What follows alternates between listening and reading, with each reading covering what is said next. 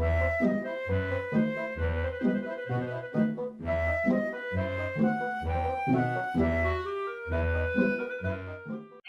I'm Europe. I was born roughly 50 million years ago, and I got separated from my siblings in America, Africa, Asia, Oceania, and Antarctica. And after that, everything that concerns me started always involving separation. Ever since I let the humans inhabit me, all they ever did was turning themselves against each other. They built walls, they drew borders, they declared wars. This one time, though, the Romans tried to unite the whole continent, but that didn't last. Napoleon thought of the same thing, but he did it the wrong way.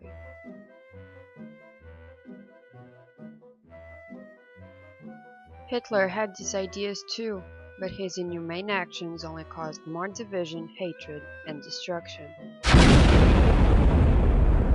So I was pretty much an economic, political, and social mess by 1945, so the humans realized they'd have to be united to find peace. In the 1950s, economic alliances were made so that the affected countries could get back on track, hence the European Coal and Steel Community and the European Atomic Energy Community. Finally, on the 25th of March 1957, and by the means of the Treaty of Rome, the European Economic Community, later the European Union, was created, and after centuries of intermittent war, unity was restored among my inhabitants. In 61 years of history, the six founding countries, Belgium, France, Italy, Luxembourg, the Netherlands, and West Germany, became 28, whose citizens are given the same rights by the EU. The European Union works as a democracy. Everyone can vote or run as a candidate for the European Parliament and local elections held in the member state they live in. Take this Portuguese man as an example. Let's call him Manuel. Manuel lives in Greece, and because of that, he can vote and run for European Parliament elections and Greek local elections from where he lives. Of course, to become a candidate, he'd have to prove he has all the qualifications for the position, and it might be asked for backup from his country. A little side note on Manuel. As an EU citizen, he can live and travel to any state member with only his passport or his ID. There, he's given consular protection at all times, even if the country he's in doesn't have a Portuguese embassy. He can seek help in an embassy of any other EU state member. Moving on, what if Manuel actually runs for the European Parliament? What would he do there? He'd supervise the other institutions, decide about the budget, designate and control the European Commission, and vote for new legislation.